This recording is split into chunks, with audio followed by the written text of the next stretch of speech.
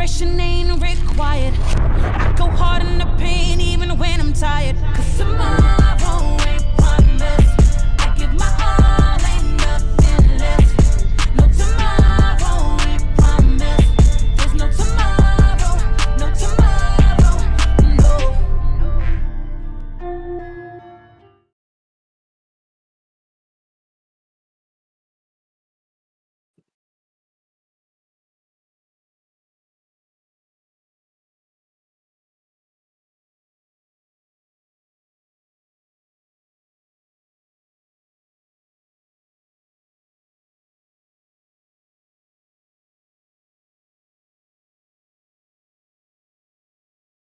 Look at that. That's how you know it's live, baby. That's how you know it's live. We are back. Technical difficulties to start. That's what happens when you're rusty, when you lay off the film, when you stay out of the gym. What happens is you lose. You lose that touch you had. And I lost it. But we're back now. And guess why? That's because I'm back with Rico. Rico, the man, the myth, the legend, the savant, the all-knowing. If you need to know how it's really going, you tune in for Clutch Time and you talk to this man. Rico, how you doing? Doing great, man. Thanks for having me, and just super excited, man, to talk about all these teams and just get us continue to get excited here for this upcoming season. Hey, it's a good one. That's what we're doing, man. I know y'all used to seeing celebs. Rico's the celeb today, and so am I. And so are the SimWorld U players, because they are going to be the focus today as we're going to talk ACC, and we're going to preview this season. We're going to let you know what we're looking at, what we're looking for, and some things that you should keep your eyes out for. Rico, it's already on the screen. I see our viewers are probably already checked in and reading the tea leaves. We're going to start with Wake Forest here. Wake Forest finished just 6-23 last season, did not have the greatest showing. Out goes one head coach and in comes Coach Skinny Washington, who did a stint in the media. Just kind of really blew up as a fan, or excuse me, a fan-made products, kind of celeb, if you will, taking over for Wake Forest. Rico, what are you seeing coming for this team in the upcoming season? Yeah, I mean, so I think that the first thing that you look at with this team is just really, I think it's going to be a team that is going to be a bit versatile. It's going to be a team that's physical. When you look at the makeup of the team, 6 forwards, 2 centers, and then 4 guards. And so got a chance to talk with Coach Skinny Washington a couple times. And so shout out to him for letting me come down for practice or whatnot. But, you know, this is an extremely young team. And I think that what you're going to see is definitely a difference here. But, you know, with this young team, I think that could maybe factor in a little bit to the weaknesses and stuff like that. But initially, I think that you're going to see a team that is going to turn some things around from what they did a season ago. Let me ask you this, Rico. 4 freshmen, I believe, 3 freshmen starting. When I look at this roster, again, look, I'm getting. It's been so long, Rico. I'm getting super professional. You got me being super professional because you are so professional as well. Let me not forget that Hard in the Paint is a little more loose. I can beat myself, let my hair down. Wake Forest, Rico. For me, I see too many freshmen in the starting lineup. J.C. Graham is supposed to lead this team, senior leadership. But what J.C. Graham was last year was highly inefficient, which is that's not what you want out of your point guard. He's going to be handling the ball. When you look at this roster, Coach Skinny, I think what we've heard is he likes to get up and down the court, have some spacing and whatnot, but I don't see a roster built for spacing, Skinny. Rico.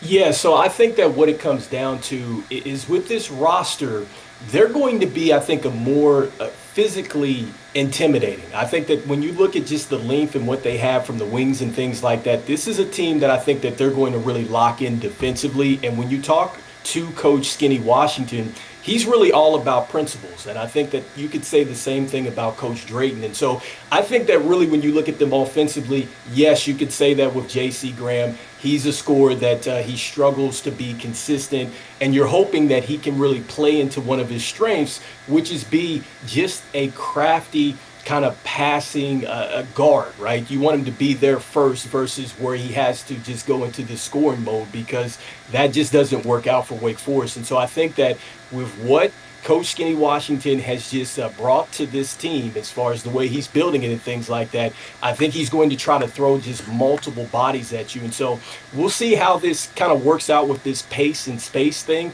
I think one of the notes that I have down for Wake Forest is this is a team that's going to try to wear you out, because remember, Yells, they're extremely young and they're inexperienced, and so they're playing with house money, right? So they don't care about what Duke did last year. They don't care about what Louisville did and everything else. And so as long as they come in with that discipline and that energy, this is a team that you can circle on the calendar that is going to give you some trouble, I think, this year. Fair enough. I will add to this. Looking at the chat, let you guys know that you guys can be a part of this with us. This is an interactive show. So yeah, I'm reading here and I see what one thing we may have both forgotten, Rico, is this kid, James Canton.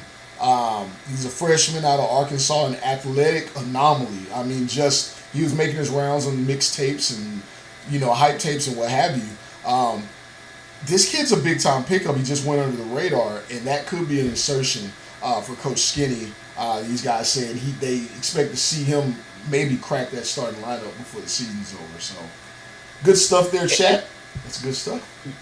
Yeah, I was going to say, Yells, I love that, because I think that that's important when you're looking at these breakdowns and things like that, because there's so many players that they've shown flashes and things like that, and that you have teams that are really making transitions, whether they've had players that just graduated or they went on to the SWBA level. There's going to be opportunities for these freshmen that we really haven't talked about a lot, and he's definitely one of them, because he can definitely find his way, because you're talking about a guy that, he's probably going to get an opportunity here, young man, and he could really turn into a guy that maybe he does knock down shots. Maybe he finds his way at the mid-range and things like that, because Coach Skinny Washington, like a lot of these other coaches, they're looking for something, and he could be that something for this team. And look here again, my professionalism out the window.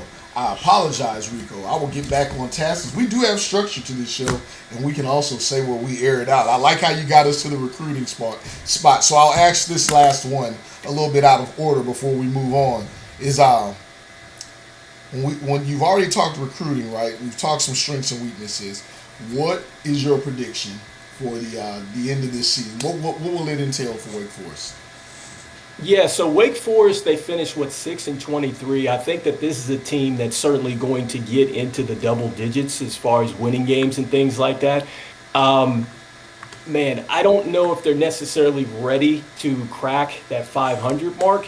I'm thinking maybe about 15 wins for them, right? I think that 15 wins, and I think if they surpass that, it's going to come down to them just really kind of gutting out some of those games and just really kind of making things like a dogfight. I think that that's really the key out of this team, is that they just want to just hang in the fight long enough and try to get you to make that mistake to where they can capitalize, because we talked about it at the top with this team. They're extremely young.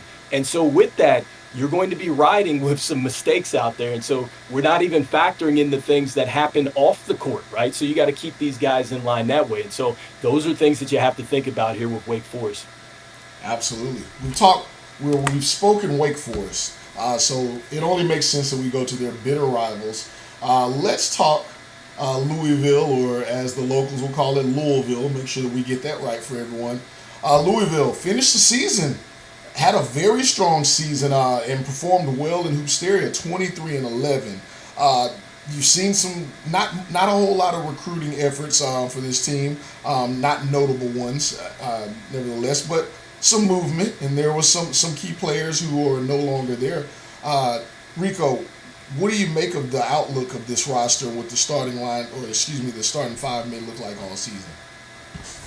Yeah, so with Louisville, what I see with them and what I love about them is experience. And I think that they've got that type of experience from what they did last year in Hoopsteria. And I think that that's going to carry over. That's number one. When you look at the unit and the way that this team is constructed with the 6 guards, the 5 forwards, and the 1 center, I don't necessarily like that. And I think that really when you look at the makeup of the roster, I think it's more geared towards scoring, and what scares me with them is that they're more of a finesse type of team. And so when it's time to go in there and really you got to take the elbow grease and really you got to kind of gut it out down there, you're going to have to battle. It's going to be ugly sometimes. I'm not sure that Louisville is with the mud game. I don't know if they want to get dirty. And so that's the one thing that I circle here with Louisville. Do they want to play in the mud? Because they're going to have to if they're going to take it to another level this year. Well, Rico, I'll say they were pretty tough last season. I mean, they showed some real grit and moments. I know when we look at this roster, they seem, again, we're on hard in the paint, Rico. I have a certain number of FCC violations I'm allowed to say. As the old folks would say, they're a little light in the ass. But they have toughness to them. Merrill Isbell, 6'8", 242, an absolute tractor. I think they have the ability to fight the fight down there in the ACC when things get tough, although they don't have a whole lot of height, Rico. And that's where I'm at with them, because when you look at DeMarco Graham, like, I like him a lot, right, at 6'11", but if he goes down, he gets into foul trouble, then what do you have? Like you said, it gets a little bit light, and the height, I don't like that. And so I'm not sure what they're looking like as far as what they're operating with their wingspan. Are they operating at a positive or a negative? You'd have to be there for media day to kind of get those measurements. But I think that they're really going to have to depend on players to play a lot bigger than what they were. Now, this kind of goes into my first point with them with experience. Because they have that type of experience, and because it's like this is a stat that doesn't show up. It's like the DNA of the team, right? I think that when you look at programs and the way that they're built, they have something, right? And I think it does translate, but I just wonder if a team comes in and they want to just get to the box and they want to kind of punish this team inside, will Louisville be able to respond? Okay. Well, let's move on. Let's talk about some new additions here. We do know that Pooh Lewis, a major part of this team, what he was essentially, half of this team's offense last season, no longer there. And bring in Dink Pate, the kid from Texas, played SimWorld prep ball over in the Pacific Northwest. Supposed to be just a dynamo scorer. Insert him into the shooting guard position is what it looks like that lineup's going to be. What do you make of that addition and maybe some of the other freshmen they brought in? I love it, because when you look at what Louisville did last year, 78.7 points is what they were getting with their per game. Only Villanova and UCLA were able to get higher point totals. And so that's what I'm talking about. When you're building your program, you want to make sure that you build it according to the plan. And so they didn't deviate by going out and getting bucket getters. And so I like that about them, and I think that with this type of finesse type of style that they like to play, I think the assists are going to be there. This is a very unselfish crew. They were third in the nation last year with 17 assists per game. And so Louisville, they've done what they needed to as far as, I think, going out and trying to plug that leak with losing an elite scorer. I just think, again, it's going to come down to these tough moments in the season. And so, it's a totally different season when you get to Hoops area. You got to get there first. Absolutely. Talked about the incoming. They've got two seniors and Kadarius Loftus, who's probably going to be off to the SWBA if he has another season like he had last season.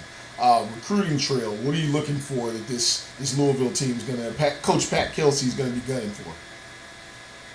Yeah, I think that recruiting-wise, he's going to need to continue to go out and get him some scores, but I'd like to see him get some more length out there. I really do, because when you look at these forwards, they have somebody there at 6'8", but then after that, it kind of tapers down, because you have a guy that's listed as a forward at 6'6". You have maybe one other player here on the roster at 6'8". And so I think the way that the game is played, and just really what you need as far as your wing being able to, maybe go from 1 to 3, whether that's defensively or offensively. Sometimes, actually, when you look at the SWBA level, some of these guys can go 1 to 4. And so I think it's just really getting more versatile. I think that that's what they want to do as far as looking at the forward. And I definitely think that you need to get you more than one center. I think that that's something you definitely have to circle here as far as recruiting.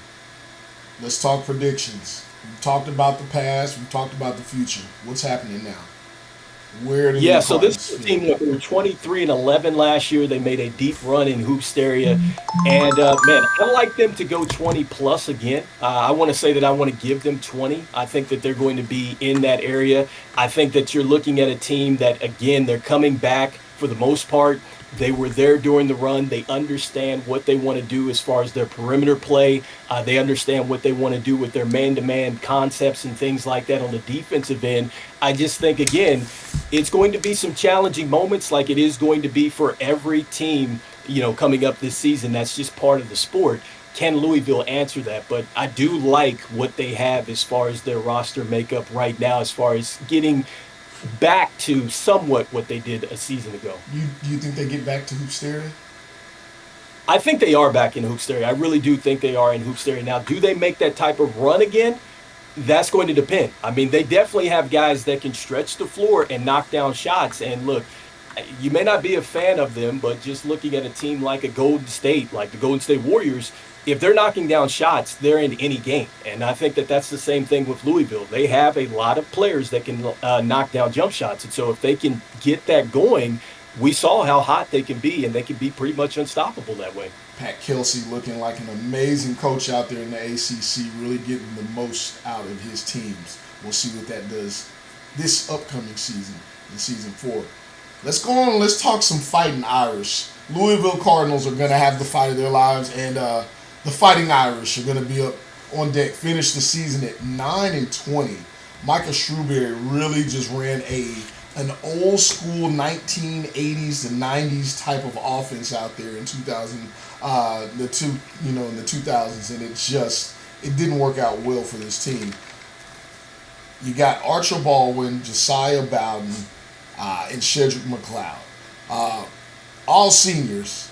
Can't remember the center they had outgoing, but they had a major piece of their offense. As you can see there, anybody's looking at the stats there, a major piece of their offense is gone, and they had one of the worst offenses in all of SimWorld U. What does this team look like for you with what they brought in, or hell, just period? Just how do they compete in the ACC? Yells, I don't think we can sugarcoat this very much. And so, I'm sorry I don't have the candy for you on this one, because this is pretty ugly. I think that we just have to eat the vegetables. By the way, I like to eat vegetables. But for some people out there that don't. But here's my thing with Notre Dame. I just think that it's not a good outlook, because they're undersized as a team. That's number one. When you look across the board, they just don't have that type of length and just really, I think, that athleticism to compete in this conference this year. And then I just think that they don't have a bucket getter. They don't have somebody that you can say, hey, 911, I need a bucket. They don't have that. And so I think Notre Dame's in trouble that way. You kind of hit with the way that they kind of run the offense and things like that. But what I do like about Notre Dame is that they do play extremely hard. I think that they will give you the effort, and they play pretty hard and things like that. But it only goes, just so far, especially, just in a tough conference like this. And so the outlook for Notre Dame, I just don't see it. I don't see them really sneaking up on anybody. And I'm not sure that this is going to be one of the teams that I'm listing as my surprise team out of this conference. Shout out Biff Markham in the chat. He says they better be able to fight, because they can't play basketball. They have a few guys that they brought in when we start talking about new additions to the team. Ivan Suslov, big kid out of Russia. I just feel like that's a Drago Ivanov. I don't know if I'm saying that right. From Rocky. You just know this guy's got to come in. He's going to be a bruiser by default. I don't know a whole lot about him, but I've heard that he just gets dirty in the post so much that Coach Shrewsbury's already named him as a starter. How do you feel about that, and any other additions to the incoming class that you're really happy about? Yeah, so I like Ivan, and he is one of the guys that I penciled in, and I like the fact that he's more of a traditional big. And so it says that his strength is really a stretch big, and they're going to need that. They're going to need this guy to kind of open it up for them. And so he's definitely one of the newcomers to watch. And I'll say this about Notre Dame.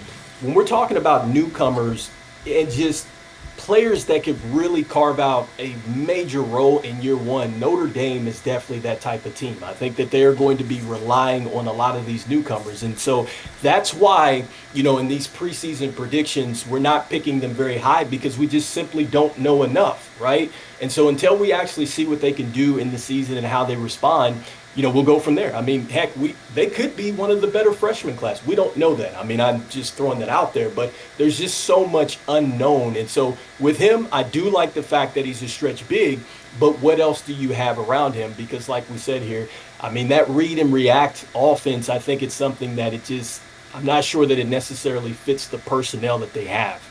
And it might be all that they can do, though. When you're limited options, Rico, maybe you just run some junk, right? You just run some junk out there and you figure it out. So, yeah, I mean, he definitely, again, one of the worst offenses, not just in the ACC, but in all of SimWorld U last season. Slow it down game in this age. I don't know if it works, and I don't know if they have the personnel. Demir Dances, who was outgoing, and then also one of their best defenders on the perimeter, Chris Griffin, also outgoing. So that's who they're missing. Now those were those names that we failed to mention. Rico, 9-20 last season. Where do they land to end this season? Okay, and so 9-20, I think that they are going to be right around, I'd say 12 wins. And I say that because, again, just They're going back to +3. my point. What's that? You give them plus Plus three. three, yeah. Huh. I think that they're +3, but that's not going to do a whole bunch in this conference. And I say that because going back to the first point with just them playing hard, that's the one key that I have for them that they do well. This is the team that was second in the country as far as turnovers at 11.1. So they're going to play hard. They're going to be feisty and things like that, but they just don't have what it takes to just get over the hump. And this is a team that I like how they finish inside because they were one of the top dunking teams in the country as well. And so because of that, I got to give them at least a +3 with the way that they're going to play as far as just being engaged and giving you everything that they have, but they're just not going to be a team that is going to make some serious noise. Okay. What do they need to get, and what do they need to be looking forward to bringing in to evolve this team for the future? Yeah, I mean, when I look at this team, I mean, there's so much that they need. And I think that the first thing that they really have got to figure out is like, who is their true point guard out there? Like, who is the general? Who is going to be the extension of the coach? I'm not sure that they necessarily have somebody that can create and just be a guy that can maybe take it and score as well. And so just be a smart point guard. I think that that's number one. They need to go get one of those. And then number two, I think that they're going to have to get a lot better as far as what they're running with their wings and things like that. I just think that they need to get some more athleticism in here. They need to get some more players that have two-way ability. That will turn things up a lot here for Notre Dame. And so I think that that's what they need to be looking at as far as the recruiting aspect of things. All right. Well, look, I'm gonna break for a minute, and I'm just gonna say thank you to everyone who is tuned in here, watching live. I'm just gonna say this right now. First person to go and grab some of their teammates or someone else on the stream or someone outside of SimWorld, they come to this chat and they type your name. The first person to get 5 of those, you're gonna get 5,000 EMs. Let's up the ante here because I saw some of y'all check in and then I watched you check out. I know the game y'all running. I get it. All right, Rico. I was just now talking about how people are hustling us. So naturally, we got to go to Georgia Tech.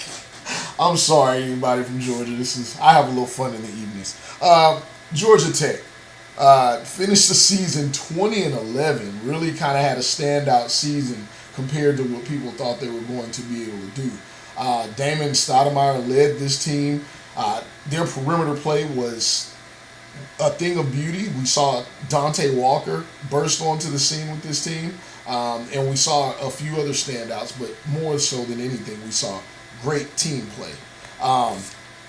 They bring back almost the same thing, minus Dante Walker. Between the incoming and the outgoing, what do you think the outlook is for Georgia Tech? Yeah, I mean, I like Georgia Tech, and this is the thing that I wrote about them. Going back to reference Damon Stoudemire, he played with the Portland Trailblazers back in the day during that 97-2001 run that they had where they made it to the Western Conference Finals. And I think that this team has a lot of those same characteristics. I think that they play with a lot of high energy. I think that they play extremely hard, and they play with an edge. And I love that. I think that that's something that if you want to really take it to the next level as a team, you have the skill set, but you got to have those things that you just you either have it or you don't. And so I think that that's the number one thing with this roster, excuse me, is that they can do that. Now, on the flip side of this thing, when I just look at them defensively and some of the lapses that they have on the interior, this is a team that doesn't necessarily block a lot of shots. I don't like that. And I think that with them, you hit the nail on the head. They're going to have to get to a go-to guy. I think that they need to find that. And so I wonder this year, is this the year where maybe the personnel doesn't necessarily match the offense? And I know that that's wild to say after just really them having a successful year like they did before, but can that happen? And so I just wonder now that they don't have that main guy, will they find that main guy that takes them to the top here this year? And you don't think they brought that in either? You know what? I don't necessarily see that. I don't see somebody that go, okay, he's going to be the guy. I do like some of the stuff and pieces that they have. I just don't know if they're ready for that. Let me ask you, Rico, if I can. Tyree Wells. Everyone talks about this. Upset watch. Oklahoma ranked 12 has going to ranked Georgia Tech, but Georgia Tech is not. Great play call out of the timeout for GT. Absolutely, Damon started my drill play, and they executed to perfection to get the 3-pointer. About this team because of him. What is it about Tyree Wells that just doesn't fit the bill for insiders and experts? So here's where I'm at with it. And so when you look just really at the things he struggles with, it's the fact that he's just raw. And so a lot of these young players, they show these flashes and things like that. But it's one thing when you get to the next level, can you put it together game after game after game? And so that's the thing with him. You're absolutely right. Elite athleticism. This is a guy that has quickness. This is a guy that he's definitely a power dunker. I get all of that.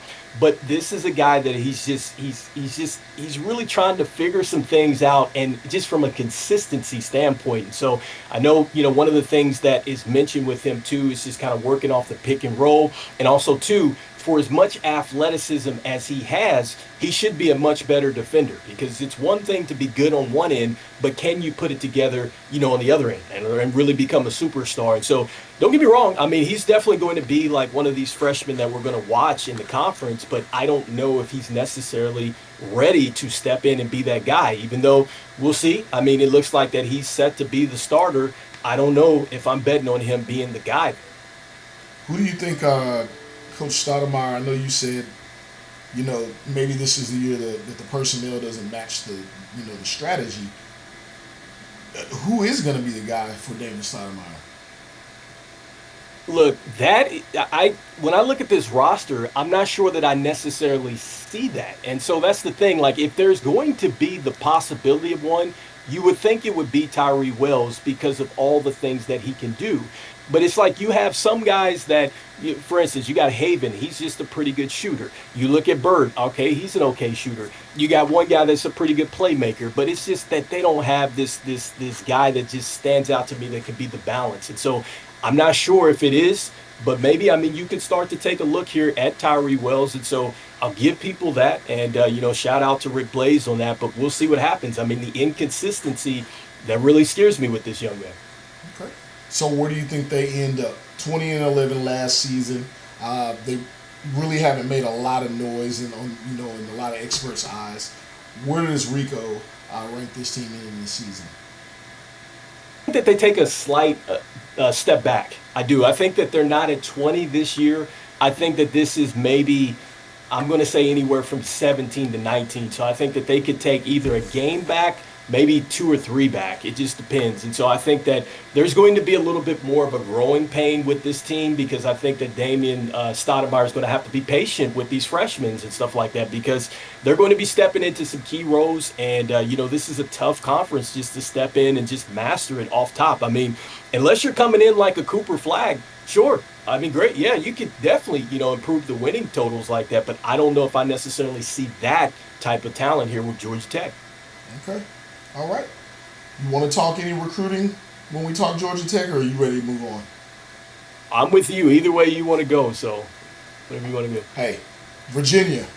The Cavaliers, not talking about the Clevelands, 13-19. No major moves other than I believe Cole Webb goes on to be a sophomore now. Rico, I mean, really, I think they underachieved last season in a lot of experts' eyes.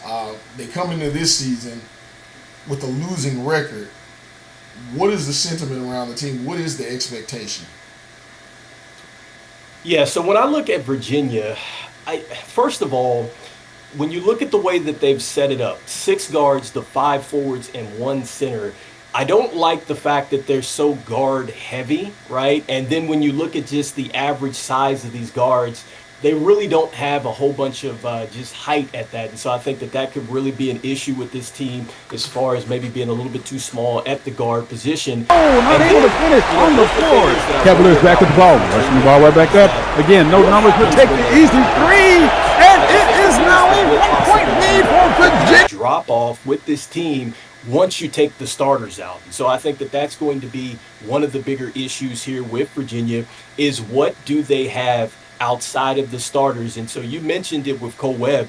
Cole Webb is a special player, and I definitely think that he's going to take another step forward here. I'm just not sure what other pieces that they have that are going to take this team much higher than what they were a season ago. And that's just, coming off I guess you could say, a bad season because, yes, I think that they did underachieve based off what they had. Okay. Did they bring in anything that you're impressed by?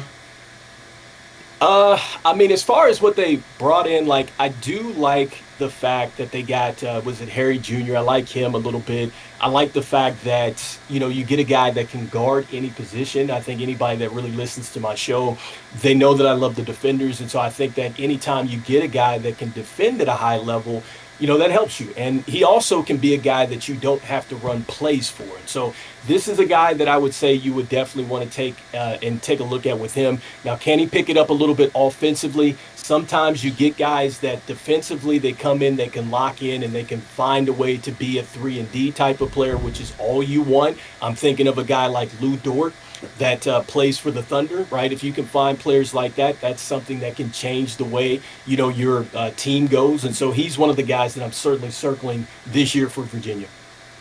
Okay. They can change their identity. I think one of the challenges was for them last year, and you can see it in their stat line there, they really just didn't do anything particularly well. They didn't do anything particularly bad. It's that they had no identity. What do you think will be the identity of this team for this upcoming season? Wow, and that right there is probably the question of the night when it comes down to Virginia, because when you look at the playing style and the way that they want to play, it's balanced, but I don't necessarily see that. And so I think it's a team that the way that they're built, it's going to be best served for them to really try to get it into some pace and space. I think that they want to try to wear you down with these guards and stuff like that. And I don't know, is that an adjustment that we would see from Coach Hamilton? Because I think he's going to have to make that for this team to start to really get the identity based off the players that he has. And so I like what he's trying to do defensively with the half-court traps and stuff like that. But I think, for as small as this team is, really relying on guards and things like that, they probably better go out and try to get as many possessions as possible. And so let's try to get up and down the court. Let's run. Let's try to get good shots that way. What do you think that leads to for the finale of their season, playing that type of basketball in the ACC? If they were to make that type of adjustment, I could see this team floating at right around 17, 18 wins. I think that they have that type of, I guess, ability to kind of speed the game up like that. But that'd be a huge for them, especially if they were to change just the way that they are looking to play, which is balance. And so right now, as is, 13-19, they've lost the key piece here. I don't know if I necessarily see this team. I think maybe 10 wins for them this year. I'm not sure if I see them necessarily going up in the win total. Okay. What do they need to bring in so they can get more competitive in the future of the ACC? For me, I think that they've got to bring in somebody that gives you some type of interior presence. They need a guy that you can go, hey, can you get on the box and can you give me a double-double? Can you do that for me? Because right now, if the game goes into this balanced attack like they want to and they just want to dump it down to somebody to get a bucket, they don't have that. And you need that at times because, what if you do need to slow it down and you need to get a bucket in the critical time? What if you just, you get into these games where, like Hoopsteria, sometimes it's just you're grinding it out. And so you're not going to necessarily be able to run the teams down like that. And so they need to get somebody that can just go out and get their own bucket inside. I think that is what this team needs to do, operate a little bit more from the inside out. To your point, they have a lot of freshmen on this team. They got a lot to look for here. You see it there in their projected starting lineup, which is still not set by Coach Hamilton. Still doesn't know what he's going to do with players like Dar Storm. Still doesn't know what he's going to do with incoming freshman Marcus Jorgensen. There's a lot of question marks there.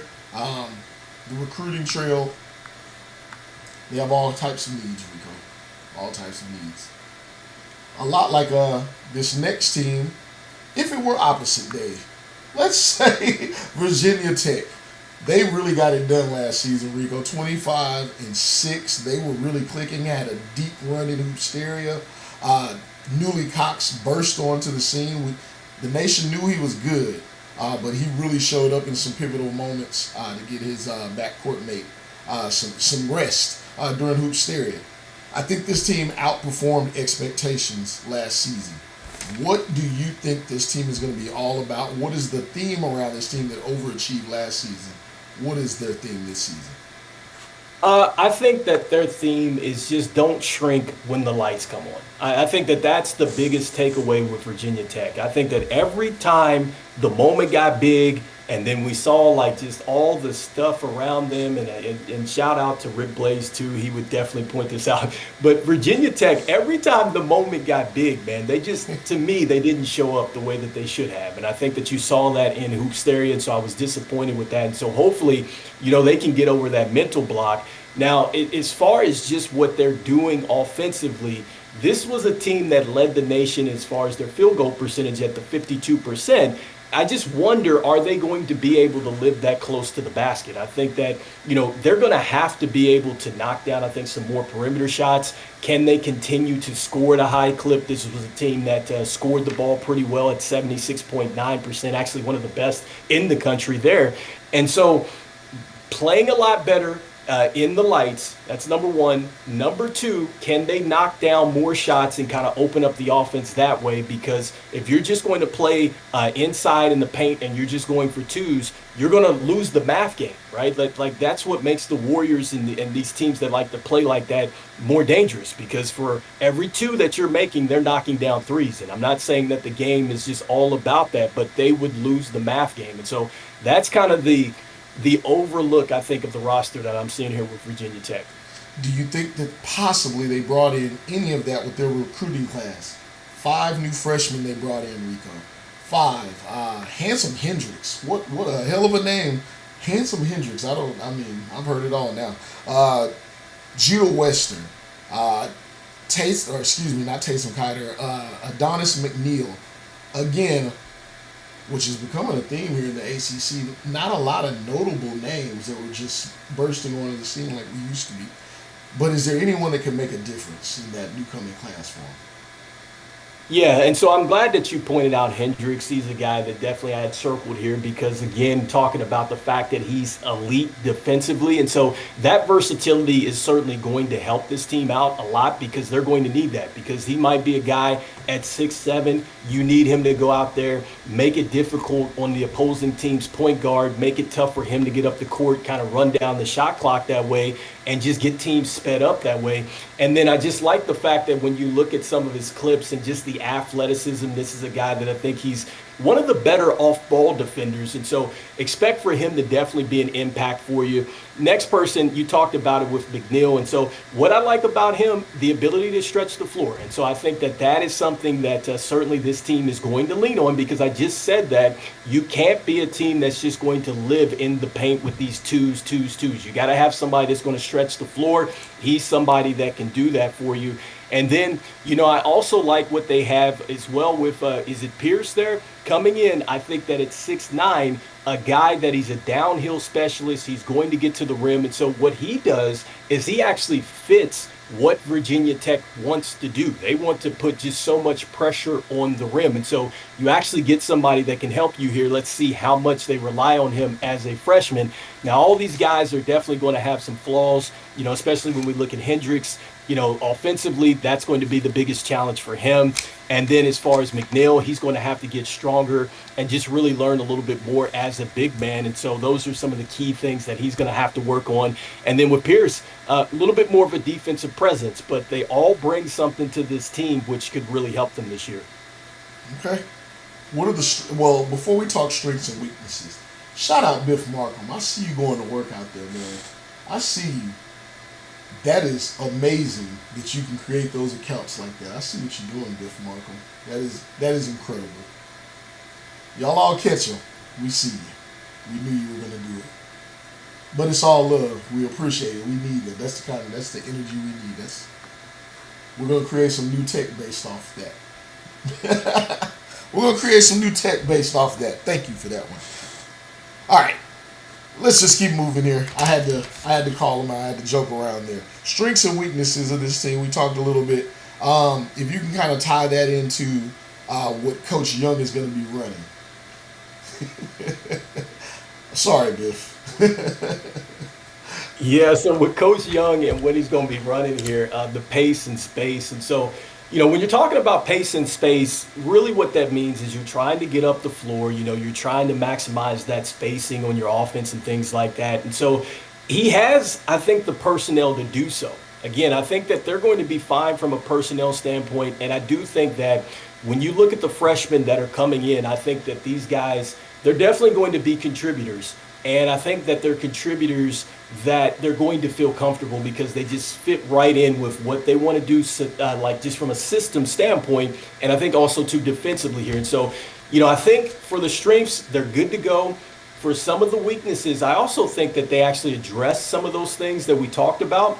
And so let's see if there is just that balance that this team needs. And just, I think really the biggest thing, and I cannot strive this enough, Mike Young is going to have to get this team to mentally take it to another level, because I just think that any time that they got into these moments, huge moments where we just, okay, this is it. This is where Virginia Tech's going to kick down the door and say, yes, we belong here. Those we belong moments, they just didn't seize those. And I think that is all mental. You've just got to put yourself into those positions, know what it's going to feel like on the campus when people are just talking you up, when you're turning on ESPN and you're seeing all these takes and stuff like that. These guys have got to just learn how to just take all that energy, put it out on the court when it means the most. The chat is entertaining right now. Just as I'll be honest, Rico, all that insights you give, they're trying to give that same energy. They're funny in that chat. They are having a good time. So shout out the chat there, and shout out Biff Markham. This is the last time we'll let you interrupt the show. Y'all are absolutely right. He deserves EMs for the work that took. Absolutely right. I hope everyone can agree with that sentiment. Y'all are crazy. Absolutely crazy. Where does Virginia Tech land? Rico, can they have as good a season as they had last season? Oh, man. So can Virginia Tech, what is it? Oh, yeah. So I think that they can. I really do. I think that they really can. And I think that when you look at just, again, what they have coming back, you see it's a lot of juniors. It's a lot of seniors out here. And so it's a lot of that experience is returning. And I think that the freshmen, they're going to plug right in nicely here. But again, it's going to be, can they get over the hill in these big games? And they're going to be challenged in this conference. Okay. What's that record? Oh, record. Yeah.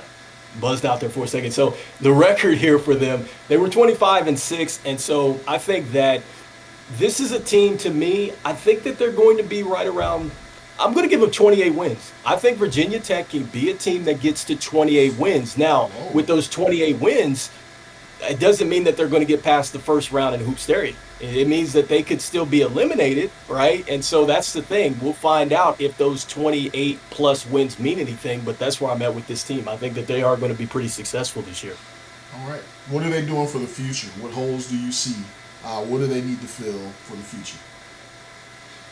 For the future, I think that the thing that they're going to have to feel is they just need to continue to work, I think, on just the versatility of the team as far as like being able to go from being a one-dimensional team. And so I think that that's the biggest thing to take away with Virginia Tech. Again, they would much rather attack the paint than to kind of work on that perimeter, and you need both of those if you're going to go ahead and take it to the next level. And so I think that that's where they need to go as far as just kind of building their team, just down the line. They need to get some more versatile players. Okay, well, there you have it. A team that has a lot to build upon. They lost, I believe his name was Travion Noted. So they have a lot to prove, even though they ended the season at 25-6 last season. Talking about teams with some maybe unfavorable narratives around them, once national champions, to just not looking so pretty the next season. We're talking about the Miami Hurricanes.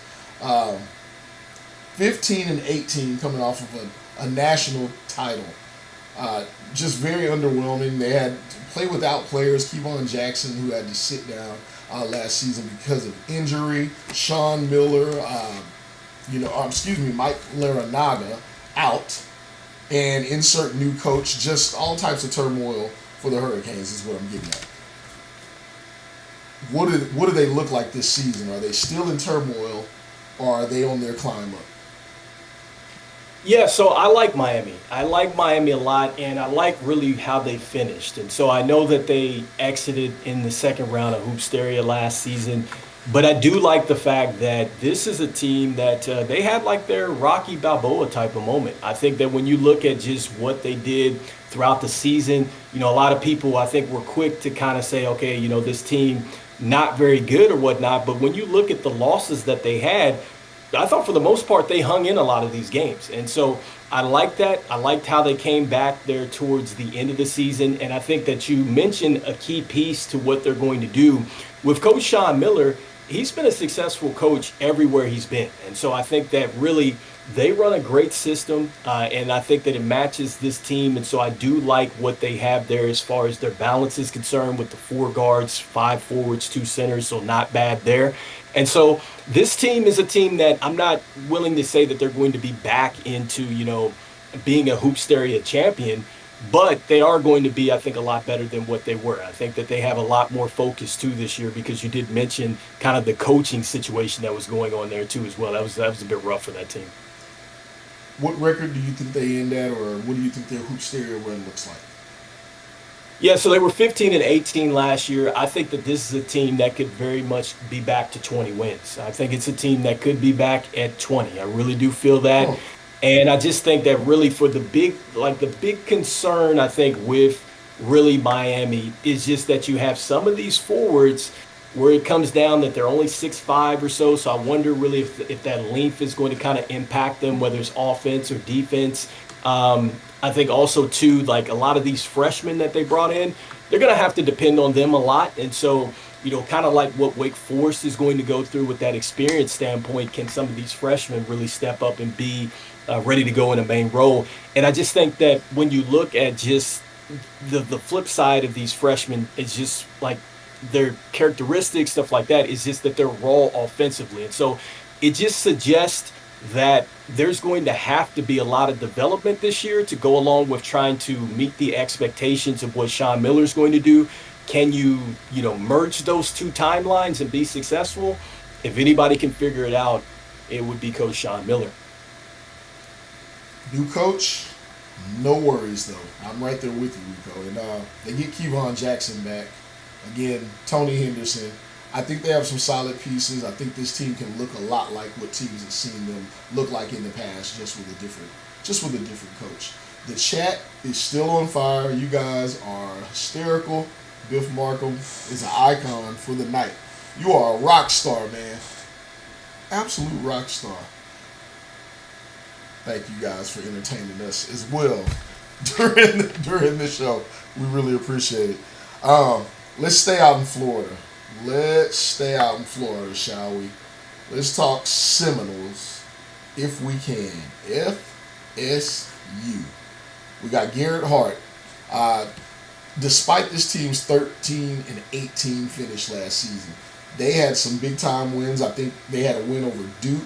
I think they just looked competitive all season. They really shocked people, and people were really pleased, although it was just a 13-18 season. Rico, Garrett Hart's still there. Let's not forget Leon Quinn Sr. On his last leg there. Nate, one of the nation's top rebounders and one of the best rim protectors. And they have solid bones. Does this team get better to you? Do they get worse? And what does it look like on that journey? Yeah, I think that they definitely get a lot better, and it starts with Garrett Hart. And so Garrett Hart is the guy that I have circled here that I'm not saying that he's Cooper Flag. I'm not saying that. But I think that he could emerge as one of those players that you look at after it's all said and done with this conference, and you go, he was definitely either the best or one of the best in this conference. And the thing about having just a guy that can get it done on both ends and really have that star power for you, you can really change the course of your team that way. And so I think that Garrett Hart, he has an opportunity. We'll see if he's ready. So I think he's one of those players to definitely watch as far as taking a leap forward this season. But let's see how deep his bag got here over the summer. Let me ask, I'll just kind of break here for a second. Garrett Hart, when you talk about his game and what everyone knows about his game, Rico, I know we just like to talk basketball sometimes. Is that the kind of kid that you play alongside, right? And he just makes you want to play better, right? Even if he's having a great game or not, that type of effort. Is he one of those guys? For me, he is, because when you look at his in-game persona, and I'm just thinking of like a personal experience, like if I'm on the court and I'm playing with somebody that's giving me maximum effort like that, I'm talking about, you can hear them constantly on the back line communicating defensively. You can just see them, competing over the screens. You can see them leaping out there for the loose balls. You can see them, just telling the huddle, look, stay the course, stay focused, stay together, stuff like that. Like, I think you get a natural boost from those type of players. And so it seems like that Garrett Hart is that type of player. When you look at just some of the things that his teammates have said and some of the things that you read in the media with him. And so, like I said before, he has to take a step forward offensively. Can he knock down shots? Can he be a guy that maybe he can become a mid-range maestro? Is he a guy that, he has the dirt turnaround shot? I don't know, but he needs to find something other than just finishing at the rim. But I think he's in a prime position because they're going to need him to in order for this team to take a step forward. Coaching philosophy there. Coach Leonard Hamilton, he wants to run. This team did run. But they have big Leon Quinn in the middle, and it still seemed at times like they could not fully get into the kind of system that they want to, or that Coach Hamilton wants to. Do you think that looks any different with some of the incoming pieces they have? McBride, Josiah Cook, who's actually injured, but Darius McBride, a big-time pickup for them. Do you think that changes the way that they execute? Well, I'll tell you this, it helps it as far as what they want to do. And I have this as one of my notes here, is just that they don't have, I think, enough shot makers. And so you get that with McBride. I think that his role, man, they're going to need him. They're going to need him to knock down shots. They're going to need him off pin downs. They're going to need him to just light some people up. And so I just think aside from that, that's where you really have a drop off with this team. You need to find some people that are going to stretch the floor. And that goes into really the point that we've been talking about earlier with this team. If Garrett Hart is your main guy and he likes to be really living in the paint, kind of attacking the rim and stuff like that, and he's not necessarily the jump shooter, what happens to the defense now, right? They're gonna pack in the paint and they're gonna say, okay, we'll go ahead and beat us then. And so you only have a guy right now on the roster that it looks like that he projects to really knock down some shots. And so somebody else is going to have to step up. And so, they have an addition, but I don't think that they have enough additions really to kind of turn it all the way around. But they do have something. Do you have a number in mind? How do you think they make it in the hoops area? Where do you think they land, Rico? Well, first of all, I think that they absolutely get in the hoop stereo. Now, whether it's a bid or something like that, I think that they are going to get in there. I think one of the issues, if I'm not mistaken, with them was like that they were kind of going through, is Coach Hamilton here? Is he not kind of deal? And so hopefully, they can move on from that type of energy and now focus a bit more on the season. But again, I think that they have added something here with McBride, who is going to be slated as the starting guard. So hopefully he kind of opens them up a little bit.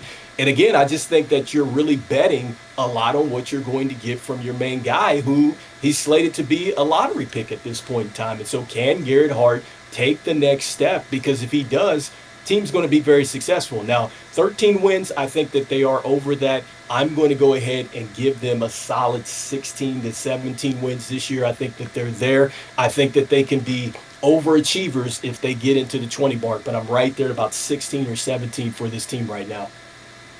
What does the outlook look like in the future for them? What do they need to be going to add, to compete in the ACC?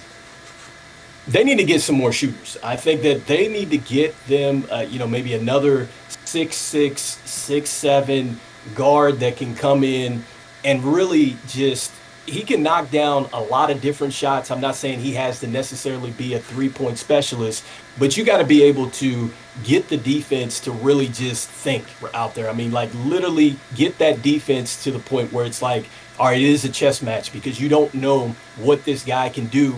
And because you have to really allocate so much attention to that one player, because he's knocking down all kinds of shots and stuff like that, it's going to open it up for other players. And so that's the thing for them. They need to get somebody in that pretty much can do a little bit more offensively, I think, as far as stretching the floor for them. Okay.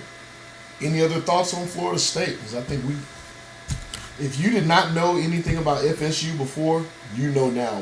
We're giving you the skinny. We're giving you the clutch time. We're giving you everything on this one. Because that's a damn good deep dive on FSU. I'll tell you, not a lot of people out there know much about FSU basketball. I gotta keep it real on hard in the paint. I'm just saying. You think SimWorld? Yeah, you think who is it? Warwick Dunn. That's what you think. But we just gave them in depth here. We're talking basketball. Well, Ward Dunn and Charlie Ward. Wasn't it Charlie Ward and Ward Dunn? And Charlie Ward, absolutely. Before we move on here, Biff Markham, I'll make an adjustment if everybody in the chat does agree, if y'all are with this one. Biff, what you've done has been so masterful. You don't get EMs. Don't even worry about that. We'll still get you your EMs. You're getting a shirt. You're getting an exclusive shirt. It'll be made before the end of the weekend. It will go live on the SimWorld store, and it's going to say, Biff Markham sent me. You get a whole shirt, and anybody can copy it. This is well done. I'm enjoying this. Shout out to chat.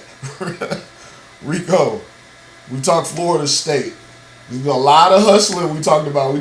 Florida State, and some of those games used to be back and forth between the UNC. Let's talk Tar Heels here. Let me get to them on my screen, but they were pretty good. They were a pretty good team last season, 18-13. Kasim Porter came to the team, and he performed well. One of the better assist men in the country. You had Kadarius Stack there, blocking shots and protecting the rim and grabbing boards. But you also had Bam Wallace, who is no longer there. That was a solid 14 points a game that you could count on, and a few other key pieces. Hubert Davis, another season where he's got something to prove, where he's got to try and get UNC to be one of the more elite programs in the country, not just the ACC again. What do they have to do this season? How do they do it, and how do they get there? All right, so with UNC, you mentioned it with, Wallace not being there. That's definitely going to give them, a tough uphill battle because he's not there, because I think he was just definitely dynamic for them. But I just see a team that's, for one, they're guard heavy, right? So you see the 6 guards, you see the 5 forwards. They only have 1 center on the roster, and so I don't necessarily like that.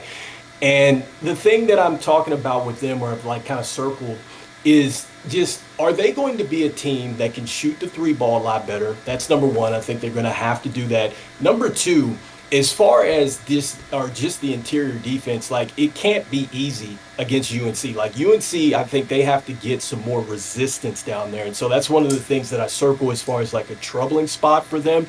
But like you mentioned, I mean, with Kasim Porter Jr., like, can he step in and just play a lot better than what he did last year? And so not taking anything away from him. But, man, when that team got to Hoopsteria last year, and I think they played Wisconsin, if I'm not mistaken, it just was not a very good showing. And so they have got to not do that. And so that's kind of where I'm at with this roster so far. A bit undersized, guard heavy, toughness going to be the question mark for them. Okay. Hubert Davis, can he stick to what it is that he does? Or is he going to have to change it up? Or does he just get into that traditional coaching, say, hey, here's my system, we'll get him next season? What does it look like for him and his philosophy? Does he change it up at all? Well, with Coach Davis, look, I don't think he's a guy that coaches it up. And I think that if you like orange juice, then you should probably talk to Mr. Davis, because he's going to be able to just pretty much squeeze the orange and get as much juice out of it. And so you can expect that he's going to do that for North Carolina this year. Like I said, so even if they're going to have, just kind of the deficits inside, he'll find a way to scheme it up. He'll find a way to whether, or just rather, I should say, he's either going man-to-man or jumping into these zones. He'll figure out something to help this team stay afloat. But I just think at some point in time for them to take the step forward, and if they really want to kind of get back to the dominance, they're going to have to be a lot better in those areas. But I do trust Coach Davis, and I think that they're going to be fine with the pace and space, because remember, they're guard heavy, so that's going to work fine for them there. With the man-to-man defense, they're not bad there. I just think, again, more toughness. And I mean, I just like to see this team, hey, go out there, give a foul, give 2 fouls, give 3 fouls. Look, you can't take them home. And so I just want to see them kind of crack down a little bit more there from a physicality standpoint. All right. What does that lead to at the end of the season for them? What's their run look like in the ACC?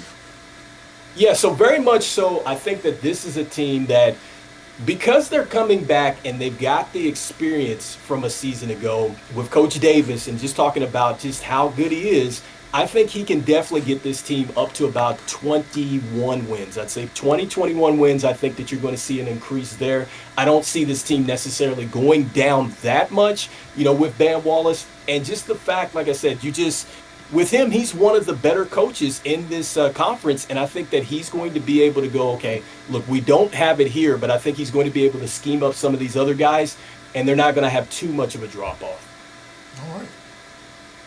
Well, recruiting-wise, the only real significant outgoing player they have is going to be Julian Marks, who's, he could make the jump this season from being a secondary guy to a primary guy. Between him and Kasim and some incoming, they got some stuff there. But this guy, he's the only thing they have outgoing in the ACC. Does their future look bright on the recruiting trail?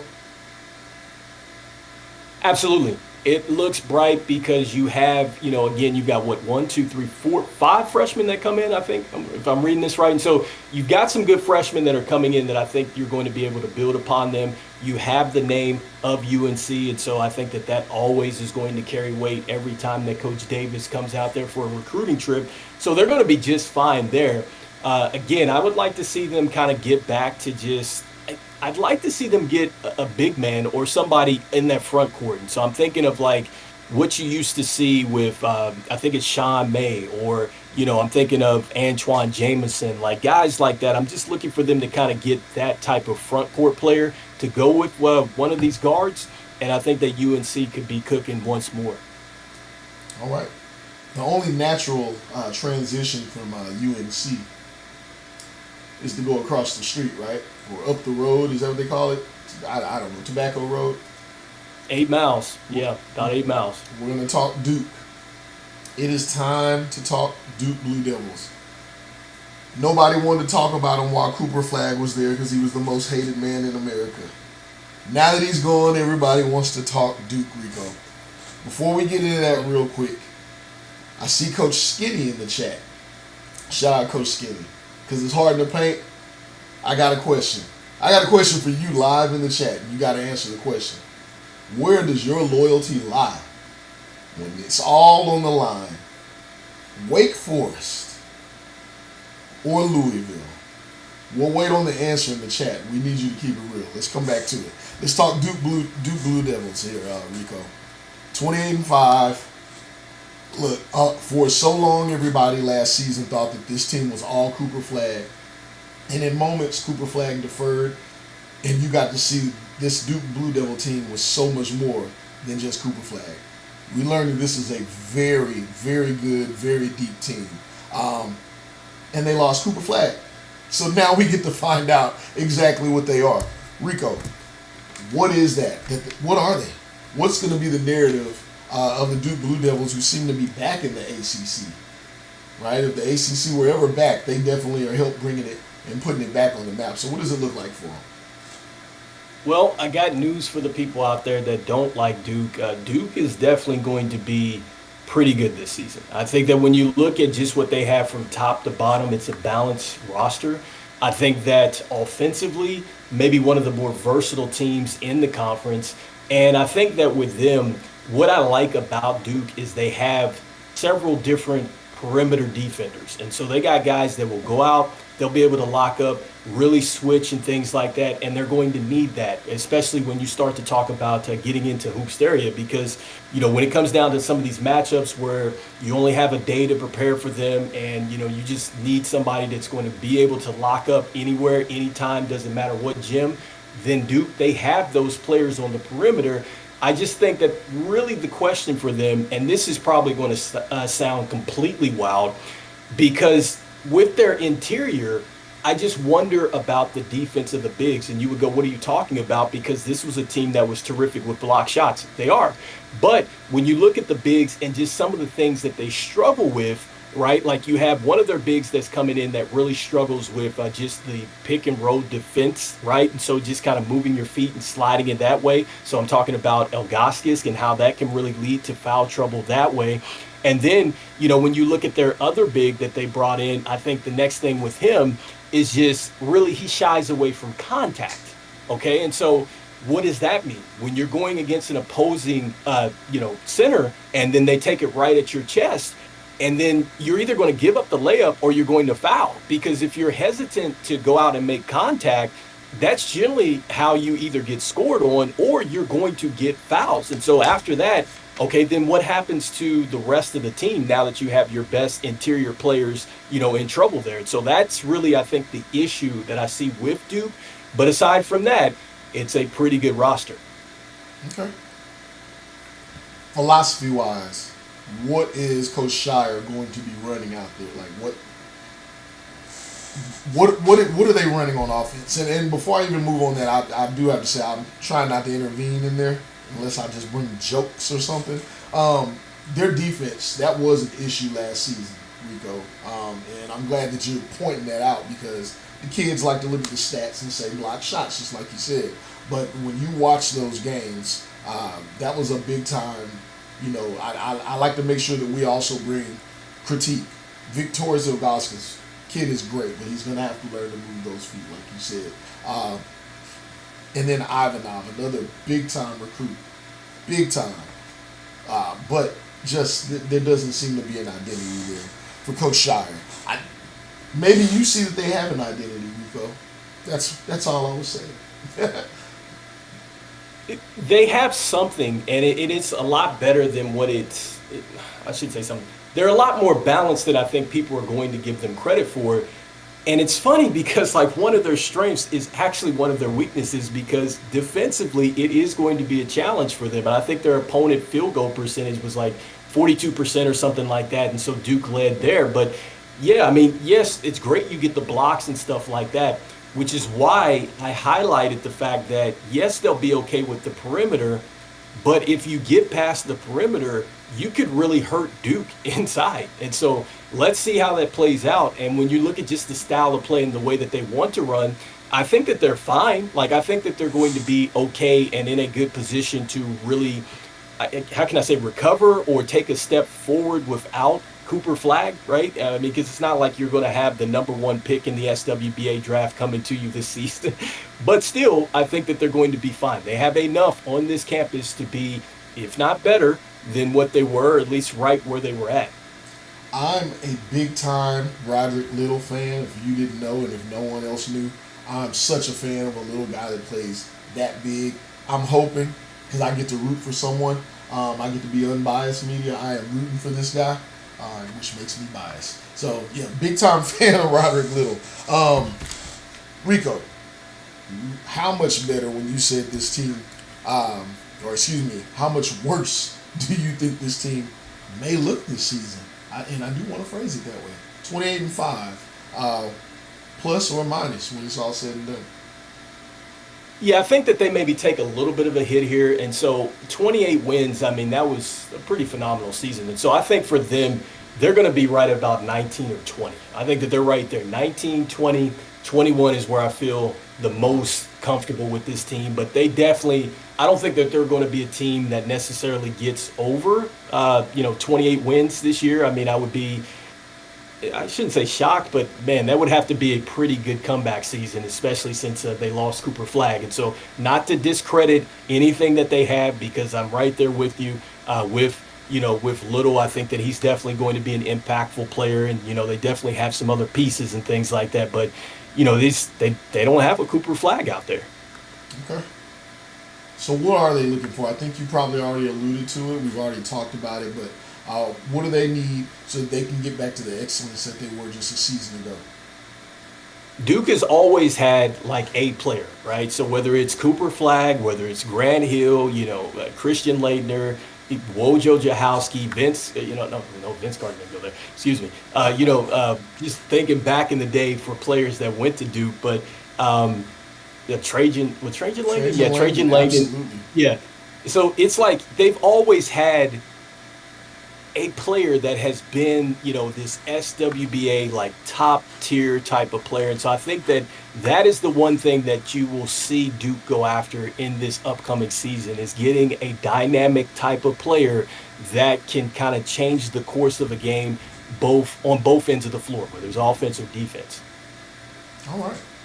You talk Duke Blue Devils. Normally, that would be the last team that you would talk about in the ACC for so many seasons, if we're being honest. But no, I can tell you, it's hard in the paint, so I throw slugs sometimes. We did save the best for last. We absolutely saved the best for last. And it was on purpose, because they were in last place last season. That's 3 lasts. You put them together. Last place, last season. We saved them for last. We're talking Syracuse Orange. Coach Drayton, I saw you out there. Hopefully you're tuned in. We're talking Syracuse now. 0-29 last season, Rico. Not a single win. Insert new coach. What else is supposed to happen when you go 0-29? I don't care if you had an institution there. Wholesale changes. Some freshmen. One hell of a freshman class that they've had coming in recruiting-wise. What a shakeup in Syracuse. Rico, what exactly can they accomplish? And I guess, no cliche that one win is a win, right? An improvement. But what can they really do this season, and how are they going to get it done? All right, so I just want to make sure that I'm speaking on this correctly. And so they do have 2 transfers that came over, correct? Am I right with that? They did. All right, perfect. And so that is one of the things that I marked down here with them, is that I loved how Coach Drayton took advantage of just really the transfer portal. I love that, because it just makes me think of a personal story. When I was getting my master's, and the team was terrible in my first year. And then they ended up going off. They get a guard from Iona, and they got this guy that could just jump out the gym, along with another player that his father actually played for the Denver Nuggets back in the 80s, and they went to the Western Conference Finals. And so just tying it all together, the team took just the complete 180. And so the first thing that I love about this is the transfers that they have brought over to this team. Number 2, much like Coach Washington, I think that you're going to see they're going to be one of the more disciplined teams coming into this season. So that's going to help them, right? And so the next thing with them that is going to be tough is that this is a team that, with these freshmen and stuff like that, it's very much going to be the development to go along with trying to win. And like I said before, this is tough because you're on two different timelines, because it takes you some time to kind of develop, and then you're also trying to win too. And so it's going to be trying to balance those out. And so I'll say this, what does go up eventually comes down, and then the flip side of that, right? What goes down eventually goes up. And so Syracuse is set to definitely turn some things around. Now, is it going to be a huge, kind of big jump that people maybe want to see? I'm not sure if I necessarily see that. I can say initially, I'm thinking that this is a team that's probably going to be right around anywhere from 10 to 12 wins. But I think that you're going to see that this is a team that is in a lot of games, and it's going to be super competitive.